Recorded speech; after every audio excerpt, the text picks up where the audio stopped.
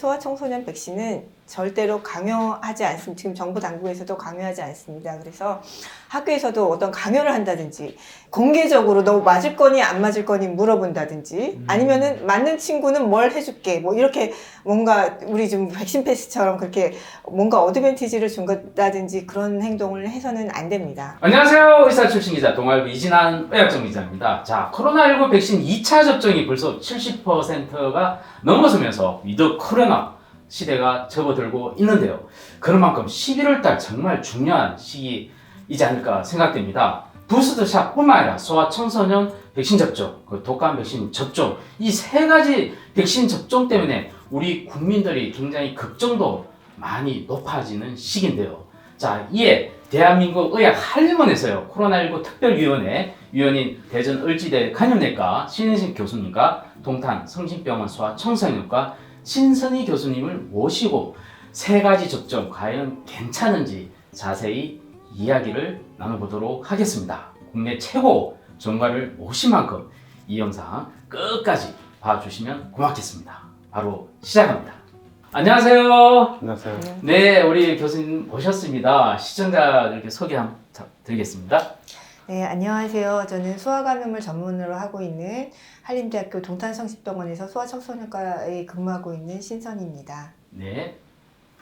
안녕하세요. 대전을지대학교 병원 감염내과 신영식입니다. 네, 우리 신현식 교수님은 전 국립중앙의료원 감염병 센터장을 역임하면서 에볼라, 사스 등의 감염 사태를 대비해서 국내 방역 대책을 수립을 했고요. 현재 의학한림원 코로나19 특별위원으로 활동 중이십니다. 또 신선희 우리 교수님은요, 소아청소년 감염 분야에서 진로와 연구를 아주 활발하게 하고 계신데요. 자, 먼저 첫 번째 괜찮나? 바로 부스터샷에 대해서 이야기를 나눠보겠습니다. 이게 대체 어떤 접종인지, 또 기존에 3차 접종이란 말도 있던데 그거 같은 말인지 어떻습니까? 부스터샷이라고 하면은 이제 추가 접종이라고 번역을 하는 게 더 맞는 것 같습니다. 그래서 우리가 일반적으로 백신 접종을 하면은 기본 접종과 추가 접종이 있는데, 기본 접종으로 충분히 예방이 될 경우에는 추가 접종이 필요 없을 수가 있습니다. 그런데 여러 가지 연구 결과나 환자들에 대한 여러 가지 평가에서 면역이 5, 6개월부터 떨어져서 예방이 잘 안 된다, 또는 이제 병이 또 생길 수 있다.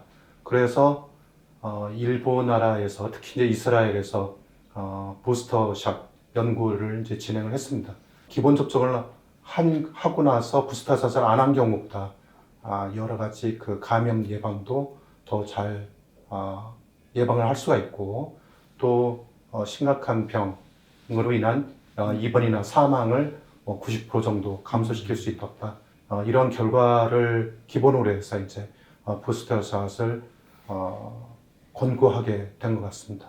접종 시기는 mRNA 백신은 6개월 정도 지나서 면역이 떨어지기 때문에 최소 6개월 이상 간격을 두고 부스터샷을 맞도록 하고, 얀센 같은 경우에는 1회 접종이 있고 효과가 mRNA 백신보다 떨어지고, 또 생겼던 면역도 일찍 감소하기 때문에 최소 2개월 이상 간격을 두고 접종을 하라고 권고를 하고 있는 상태입니다. 자, 우리 그 신현식 교수님도 최근에 부스터샷을 맞으셨어요. 그래서 저한테 굉장히 고통을 호소하셨는데 실제로 맞아보니 좀 어떠신가요? 감염병 전담병원 의료진들이 네네. 부스터샷 접종을 했습니다. 저희가 이제 3, 4월 달에 기본 접종을 했기 때문에 10월 달에 부스터샷 접종을 했는데, 대부분은 별 문제 없이 지나갔지만은 부스터샷 접종 때 부작용이 더 증가하는 것을 경험하는 분들이 많았습니다. 저도 이번에 부작용이 좀 상당했습니다. 두통과 무기력감 이런 것들이 지금 일주일까지도 느끼고 있는 상황이고요. 네. 일부 연구 결과를 보면은 주사 맞은 부위 통증이 가장 흔하다. 그다음에 피로감이 5, 60%, 네네. 두통 한 40% 정도, 그다음에 열나는 경우도 한 10% 정도 있다고 얘기를 하고 있고, 이전에 심각한 부작용이 있던 환자들은 이제 접종을 안 하는 경우가 많고, 그래서 그런지 심각한 부작용은 굉장히 드물었던 것 같습니다. 자, 4인적으로 우리 또 소아청소년 백신 접종으로 넘어가 보겠는데요. 지금 현재 중고등학생 접종 대상이라서 지금 많이 맞고 있지 않습니까? 네, 무엇보다 부작용 대비 맞는 게 이득이 높다라고 말씀하시는 분도 계시고요. 또 되게 걱정도 많이 하십니다. 실제로 어떨까요? 네. 사실 제가 오늘 하루 종일 진료여서 네. 진료를 보고 왔는데 이 상담을 제일 많이 했습니다. 우리 아이 접종해도 돼요, 안 해요? 네. 실제로 이런 고민이 생기는 이유는 이제 첫 번째로 지금까지 코로나19가 소아 청소년에서 일단 유병률도 작고 또 중증 환자도 훨씬 작고 성인에 비해서 사망률도 거의 없기 때문에 굳이 이렇게 소아에서는 감기 정도에 지나는 정도의 위험도를 가진 바이러스에 대해서 백신을 맞아야 되느냐 이런 이제 고민들을 많이 하시는데요. 사실 백신을 맞아야 하는 이유는 있습니다. 소아들은 이제 운동이 많고 또 집단 생활을 많이 하기 때문에 전파율이 높은 거죠. 그래서 만일 우리가 처음부터 이렇게 뭐 등교 중지를 하고 그런 방역 조치를 강하게 하지 않았더라면 소아에서도 사실은 더 감염률이 높았을 가능성이 훨씬 높습니다. 그래서 지금 위드 코로나로 정부에서 이제 방역 시책도 바꿀 건데 제일 걱정되는 게 정부에서도 그렇고 소아에서의 발생률은 조금 높아질 것이다, 현재보다. 그거는 누구나 다 지금 예측을 하고 있습니다. 네. 그러나 중증도는 성인보다 훨씬 더 약하겠죠. 그래서 지금 많이들 걱정을 하시는 건 오늘도 이제 대부분 상담을 하는 건 심근염과 심막염 때문에 예, 많이 고생을 이제 걱정을 하시는데 실제로 이제 미국 데이터를 보면요. 12 내지 15세는 1차 접종 시 10만 건 접종당 0.26명, 1건, 그리고 2차 접종 시 10만 건 접종당 2명. 16 내지 17세는 1차 접종 시 10만 건당 0.25명, 2차 접종 시 10만 건당 3.4건이었습니다. 그러니까 전체 인구에 비해서는 소아청소년에서 심막염이나 심근염이 많은 건 사실입니다.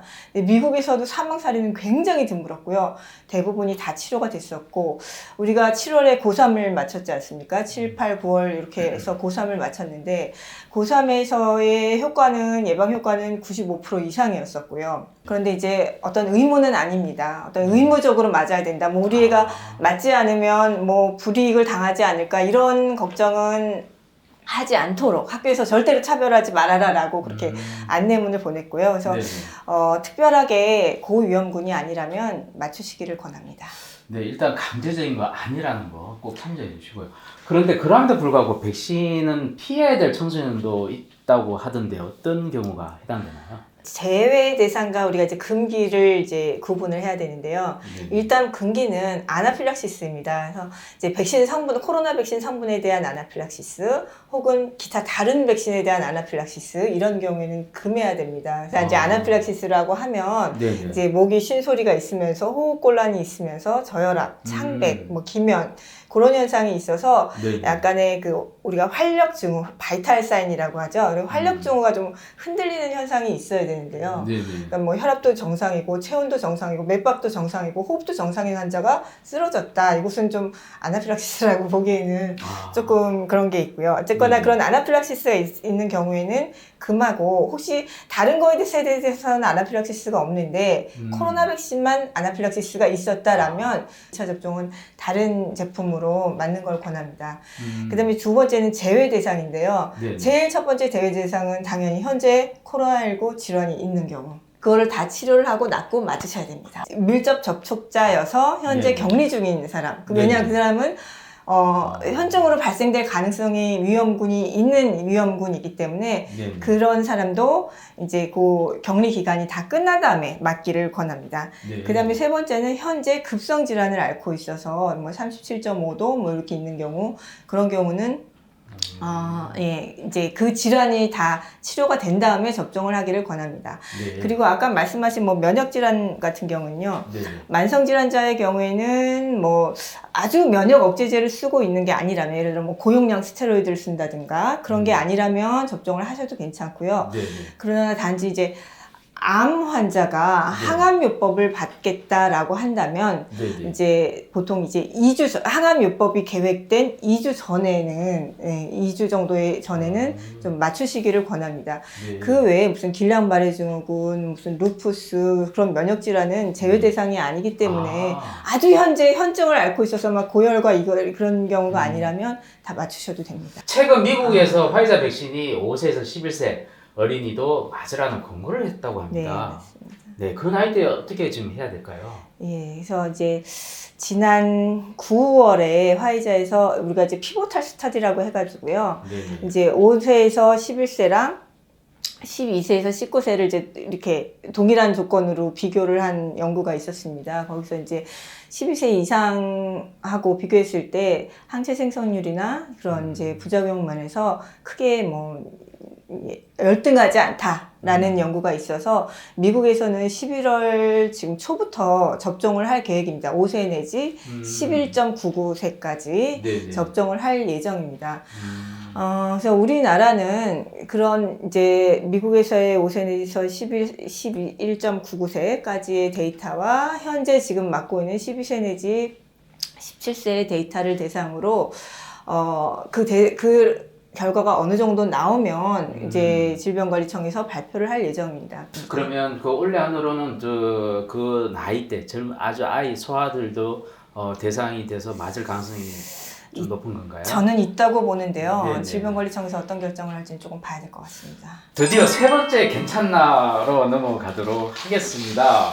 무엇보다 우리 어르신들 최근 뭐 작년에 뭐 독감 환자 그렇게 많이 없었더라도 독감은 여전히 생기고 있고 올해도 여전히 독감 때문에 고생할 어르신들 꽤 있을 거라 생각합니다. 이 부스터샷 이외에도 독감 백신을 맞아야 되는 상황인데 맞는 게 좋을까요? 라고 생각하시는 분들 많습니다. 어떻습니까?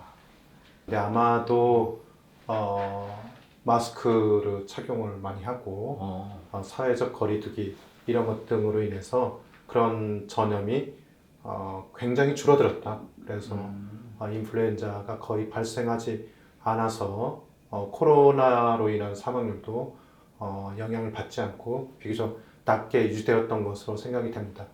그런데 이제 올해는 이제 좀 더 상황이 달라지죠. 이제 예방접종도 많이 하고 그렇기 때문에 지금 이제 각 나라마다 위드 코로나 정책으로 전환을 하고 있어서 사람들 간의 접촉이 이제 점점 더 많아질 거기 때문에 인플루엔자가 발생이 증가할 거다. 많은 의학자들이 그렇게 생각을 하고 있습니다. 때문에 인류 전반적으로 보면은 인플루엔자에 대한 허드 이뮤니티, 집단 면역 수준이 낮은 상황이라고 평가할 수 있겠습니다. 그렇기 때문에 인플루엔자 예방접종은 실제적으로 꼭 필요하다고 할 수 있습니다.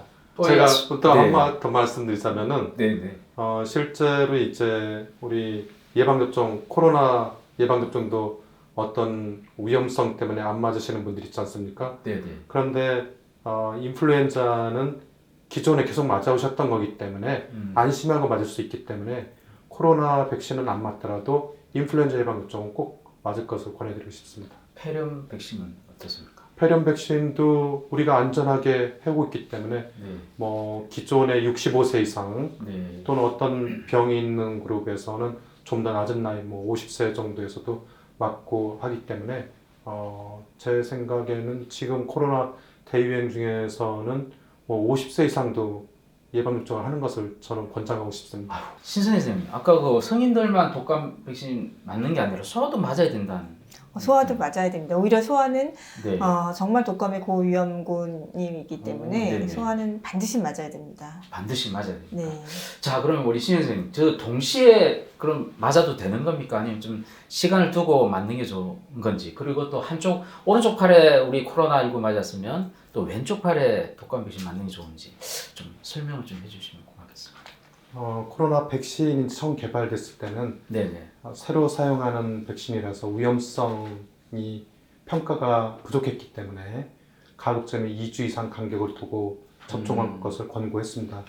그런데 현재까지 많은 코로나 백신 위험성 데이터가 쌓이면서 일부 유럽 국가에서는 실제로 인플루엔자 백신하고 코로나 백신하고 같이 동시에 투여해서 만든 백신 그런 게 이런 있어요? 것도 개발을 했습니다. 아, 네. 그래서 동시에 접종해도 무방할 것 같다.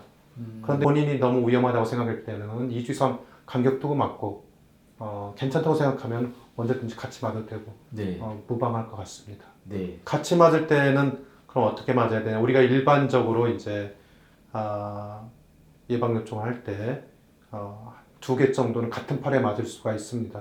2cm 정도 간격을 두고 같은 팔에 맞기도 하고 네. 또 그게 본인이 조금 네. 우려가 되면은 네. 양쪽 팔에 맞아도 아무 문제 없습니다. 소아도 마찬가지죠? 소아는 돌래요. 12개월에 7가지의 백신을 맞습니다. 근데 그 전에도요? 네. 근데 보통 이제 한국 분들은 그냥 2개씩만 맞아요. 근데 실제로 제가 이제 미국에 연수 갔을 때 7개를 다 맞는 케이스를 봤습니다. 그래서 한 팔에 2개, 다리에 2개 이렇게 해가지고 봤습니다. 그래서 네. 원칙적인 예방접종의 기준이 네. 맞추려면 동시에 맞아도 된다면 동시에 맞아라. 알겠습니다. 동시에 접종은 이미 오래전부터 해왔던 것이기 때문에 특별한 것이 아니다라는 말씀을 하셨고요. 당부의 말씀 우리 돌아가면서 한번 해주십시오. 신혜진 부탁합니다. 어제 확진자 수준이 1,900여 명이 넘어서 다시 증가하고 있는 것 같습니다. 그렇다고 하더라도 우리가 예방접종을 많이 했기 때문에 심각하게 앓는 환자분들은 굉장히 드물 거다라고 생각이 되고, 그렇다고 하더라도 우리가 의료 체계의 부담을 줄이고 우리 환자분들이 제대로 된 진료를 받기 위해서는 급격한 환자 증가가 되지 않아야 이런 그 의료 체계의 부담도 줄고 환자 치료가 더 잘 될 것 같습니다. 그래서 일반 국민 여러분께서는 손 씻기 열심히 하고, 그 다음에 가정에서나 직장에서 가끔씩 환기를 해서 바이러스 전파 노출량을 줄이는 게 더 유리하다고 할 수 있겠습니다. 네. 이번 겨울 동안 건강하시기 바랍니다. 네, 우리 신선생 선생님은 특히 아이들 위해서 한마디 부탁드리겠습니다. 일단 자가치료에 대한 부탁 말씀과 백신에 대한 말씀을 지금 다 말씀드려도 되겠죠. 네. 그래서 이제 먼저 자가치료에 대해서는 지금 보건당국에서 그 지역의 적당한 병원을 대상으로 자가치료 관리병원들을 이제 지정을 했습니다. 일단 이제 자가치료를 하면 소아는 아까 말씀드린 대로 증상이 심하지 않고 또 부모님과 같이 있어야 되기 때문에 대부분이 자가치료를 원하십니다. 자가치료를 하는 것은 저도 동의를 합니다. 그러나 아이들이 나가자 그런 거를 얼마나 어머니들이 부모님들이 잘 컨트롤을 하실지 조금 걱정되는 부분이 있습니다. 그래서 가능한 한 집에서 좀 잘 지낼 수 있게 좀 환경을 좀 마련을 해 주시고, 예, 나가자는 아이를 조금만 더 컨트롤을 좀 해 주십시오. 네. 그리고 이제 백신에 대해서 부탁드릴 게 두 가지가 있는데요. 첫 번째는 아까도 말씀했듯이 소아청소년 백신은 절대로 강요하지 않습니다. 지금 정부 당국에서도 강요하지 않습니다. 그래서 학교에서도 어떤 강요를 한다든지 공개적으로 너 맞을 거니 안 맞을 거니 물어본다든지 아니면은 맞는 친구는 뭘 해줄게 뭐 이렇게 뭔가 우리 지금 백신 패스처럼 그렇게 뭔가 어드밴티지를 준다든지 그런 행동을 해서는 안 됩니다. 지금 현재는 이제 접종 당일, 그 다음에 다음날, 그 다음날까지 학교를 안 가는데요. 의사의 소견서가 있다면 5일에서 일주일까지도 학교를 안 가도 그걸 결석으로 치지를 않습니다. 그래서 조금이라도 우리 아이가 조금 컨디션이 안 좋다면 그냥 진료를 받고 더 푹 쉬게 하십시오. 너무 공부하는 것보다는 충분한 제 생각에는 한 5일 정도는 쉬어야 되지 않나 생각이 듭니다. 충분한 휴식을 취하고 뭐 농구나 뭐 배구, 축구, 뭐 태권도 이런 것은 절대 금합니다. 그리고 이제 전반적으로 방역에 대한 부탁을 드리고 싶은데요. 손 씻기, 물 많이 마시기, 적당한 거리 두기, 마스크 쓰기, 그것은 꼭 좀 지켜주시기를 바랍니다. 네, 아유 세심한 배려 감사합니다. 자, 이상 코로나19 부스터샷 그리고 소아청소년 코로나19 백신 접종, 독감 백신 접종 이 3가지 백신 접종 두고 괜찮은지에 대해서 알아봤는데요. 나의 건강과 우리 가족 그리고 이웃의 건강을 위해서 잘 알고 접종하는 것이 좋을 것 같습니다. 그런 의미에서 우리 이번 영상 굉장히 중요한 정보를 많이 여러분께 전달한 것이라고 보고요. 자, 위드 코로나가 이제 현실로 다가왔고요. 많은 분들이 어떻게 정할지 고민이 많을 텐데, 우리 대한민국 의학 한림원에서는 여러분들이 이러한 현실적인 고민들을 잘 캐치해서 앞으로도 계속 그 고민을 해결하는데 많은 노력을 하도록 하겠습니다. 이상 대한민국 의학 한림원이 마련한 두 번째 대국민 간담회를 마치도록 하겠습니다. 위드 코로나를 위해서 화이팅 한번 외치고 마치도록 하겠습니다. 자, 위드 코로나를 위해서 화이팅!